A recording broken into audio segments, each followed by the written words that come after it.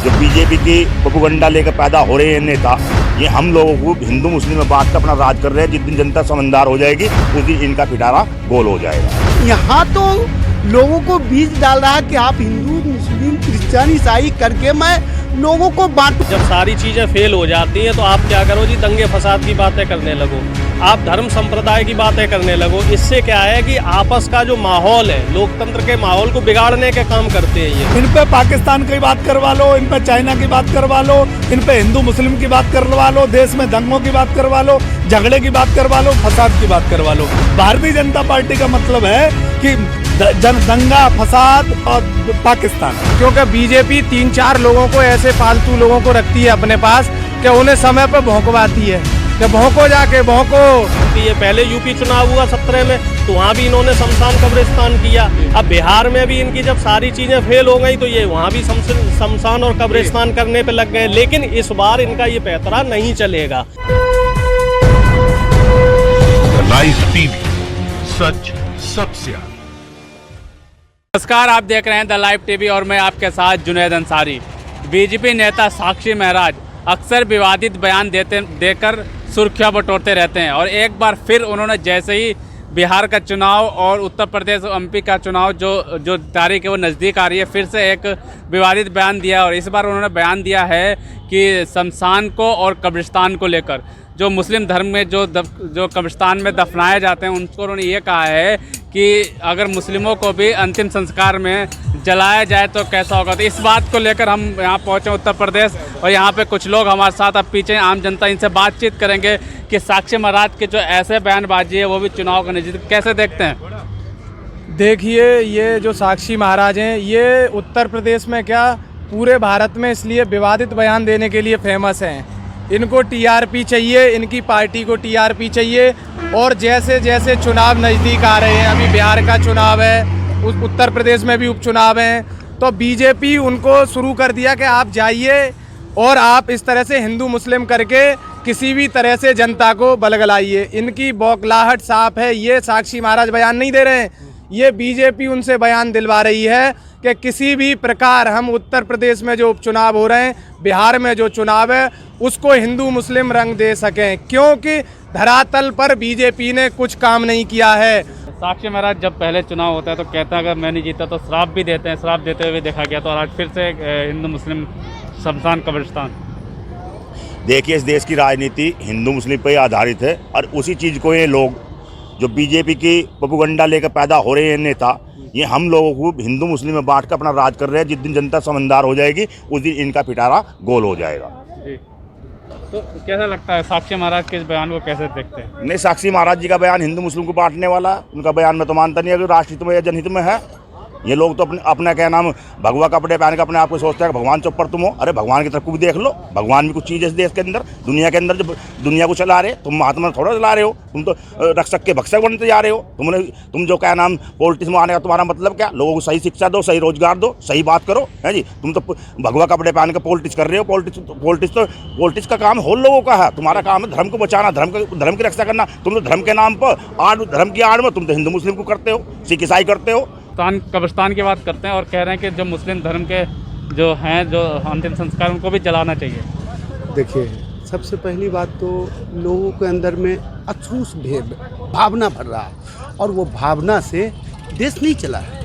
भावना से देश नहीं चला, देश चला है इंसानियत से और ईमानदारी से। और देश को आगे और ले चलने के लिए अपनी संतुलन को सही करना पड़ेगा। लेकिन यहाँ तो लोगों को बीज डाल रहा है कि आप हिंदू मुस्लिम क्रिश्चियन ईसाई करके मैं लोगों को बांटूं और वोट बैंक अपना। बिल्कुल, जिस तरह विकास की बात होनी चाहिए, लेकिन विकास की ना बात करके शमशान और कब्रिस्तान की बात। भारतीय जनता पार्टी और विकास की बात गलत बात है। भारतीय जनता पार्टी विकास से लाखों कोस दूर है। इन पे पाकिस्तान की बात करवा लो, इन पे चाइना की बात करवा लो, इन पे हिंदू मुस्लिम की बात करवा लो, देश में दंगों की बात करवा लो, झगड़े की बात करवा लो, फसाद की बात करवा लो। भारतीय जनता पार्टी का मतलब है कि दंगा फसाद और पाकिस्तान। भारतीय जनता पार्टी से विकास की उम्मीद जो रखता है वो गलत आशा रखता है। क्या लगता है साक्षी महाराज जो हैं जिस तरीके से बयानबाजी करते हैं, वो अक्सर ऐसे बयानबाजी देते हैं, लेकिन उन्होंने इतने सालों से वहाँ पे सत्ता में वहाँ पे, लेकिन अपनी विकास की बात नहीं की आज तक। फिर से जो चुनाव आया तो वही कब्रिस्तान। भाई देखिए ऐसा है, बड़ी बड़ी कंपनियां भी कुछ जो है वो बाउंसर रखती हैं। बड़े बड़े आपने रेस्टोरेंट और होटल में देखे होंगे बाउंसर रखे जाते हैं। तो साक्षी महाराज जो है उसी टाइप के आइटम है। जब सारी चीज़ें फेल हो जाती हैं तो आप क्या करो जी, दंगे फसाद की बातें करने लगो, आप धर्म संप्रदाय की बातें करने लगो। इससे क्या है कि आपस का जो माहौल है, लोकतंत्र के माहौल को बिगाड़ने के काम करते हैं ये लोग।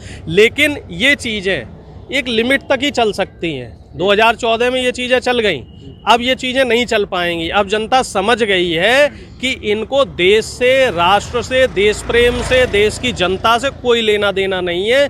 इनको सिर्फ और सिर्फ अपनी पार्टियों के ऑफिस 5 स्टार 7 स्टार ऑफिस बनाने हैं। अपने जो इनके पार्टी में बड़े बड़े व्यापारी हैं, करोड़ों और अरबपति हैं, उनकी जेबें भरनी है। गरीब जनता से न कोई लेना देना नहीं है। उनकी बौखलाहट इस चीज़ का संदेश साफ दे रही है कि जनता उनसे नाराज़ है और लौट फेर के भाई साक्षी महाराज से बयान दिलवाएंगे, फिर साध्वी प्राची आएंगी, फिर बाबा जी योगी जी अभी गए थे बिहार में। तो इनके पास कोई काम नहीं है, केवल हिंदू मुस्लिम वोट चाहते हैं।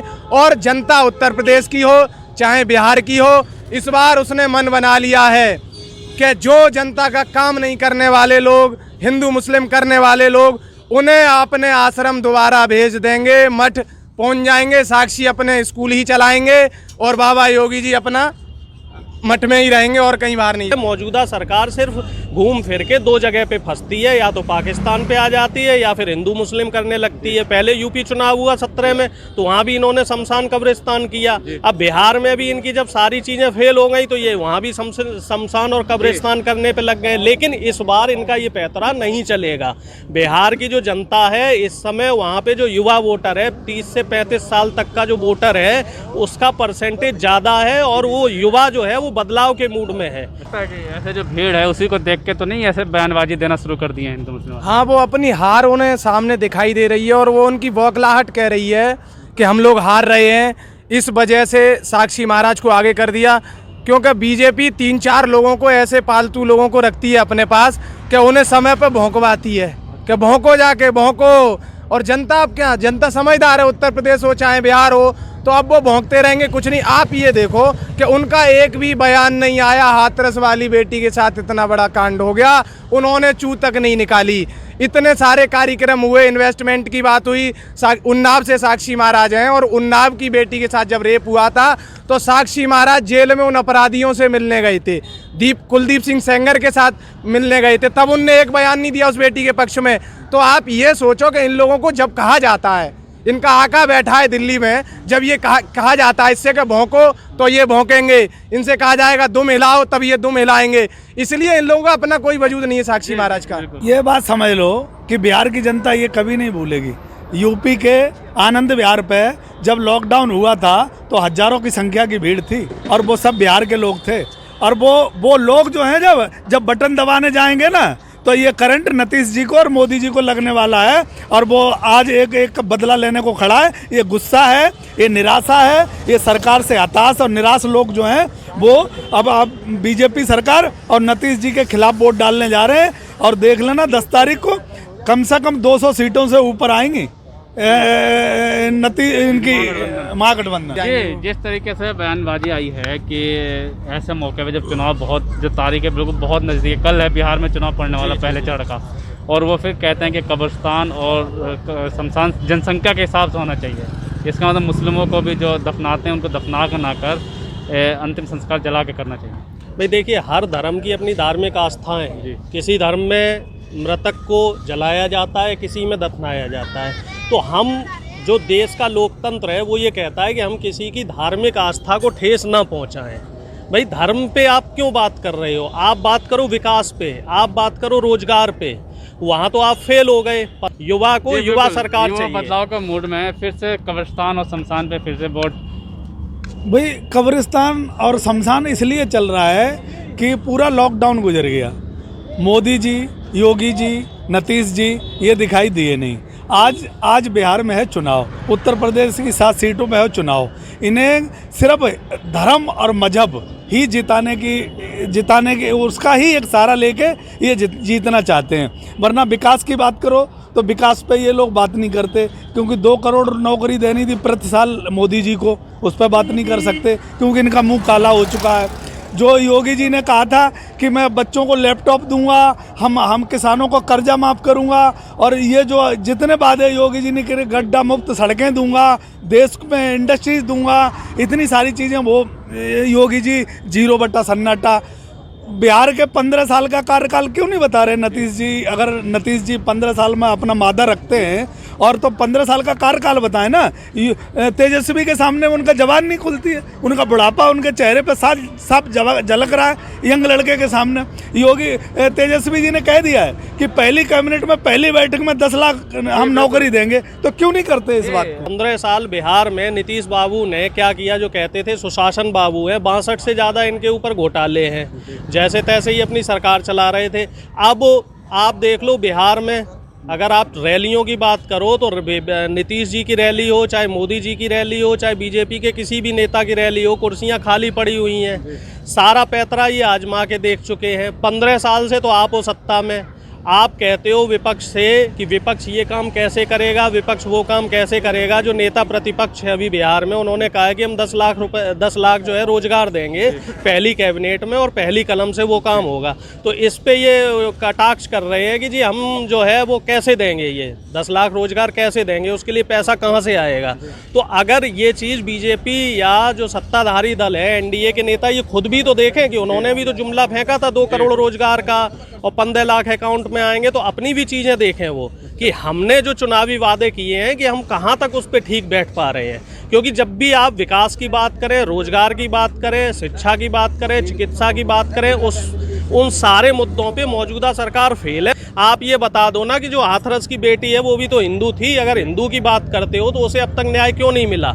और यूपी में ऐसे हजारों हैं, हजारों रेप हो चुके हैं यूपी में बहनों के साथ, बेटियों के साथ। और बीजेपी कहती है कि हम महिला सुरक्षा देंगे, हम जो है रोजगार देंगे। लेकिन अभी एक बीजेपी के नेता हैं, वो कह रहे हैं कि हमारी बहन बेटियां भी सुरक्षित नहीं है। अब ये चीज़ जो बीजेपी का जेन्युइन नेता होगा, जो ज़मीनी नेता होगा, वो तो इस चीज़ को मानेगा कि बहन बेटियां सुरक्षित नहीं है। तो ये चीज़ तो इस समय जनता इस बात को समझ चुकी है अच्छे से, और जनता इसका जवाब यूपी में जो 7 सीटों में उपचुनाव हो रहा है उसमें देगी। और बिहार में जो तेजस्वी की रैलियां हो रही हैं, तेजस्वी जी की, उसमें जो भीड़ आ रही है वो भीड़ जवाब दे रही है। पेड मीडिया अभी भी ये दिखाने का जो बिहार का और उत्तर प्रदेश का जो चुनाव है वो ये सेमीफाइनल चुनाव है, और इसी से देश की राजनीति को नई दिशा मिलेगी। और दोनों जगह जो उपचुनाव उत्तर प्रदेश में 6-7 जगह हो रहे, वो सारे बीजेपी हारेगी, और बिहार में तेजस्वी की सरकार बनेगी। इसी के साथ में देश में नए उज्जवल भविष्य का आगाज होगा। क्योंकि इन लोगों के बस की सरकार चलानी नहीं रही, ये लोग हिंदू मुस्लिम करके और आपस में बैठकर राज करते आए, बस यहाँ तक ही खत्म है। अच्छा, जिस तरीके से जनता लोगों से बात की, लोगों का साफ तौर पर यही कहना है कि अब जो इनका भारतीय जनता पार्टी का हिंदू मुस्लिम काट है, शमशान कब्रिस्तान की बात करते हैं, अब ये बात अब जनता का दिल पर राज नहीं करेगी। और अब जो है, जो विकास करेगा, जो रोजगार की बात करेगा, वही सत्य में आएगा। लाइव टीवी, सच सबसे आगे।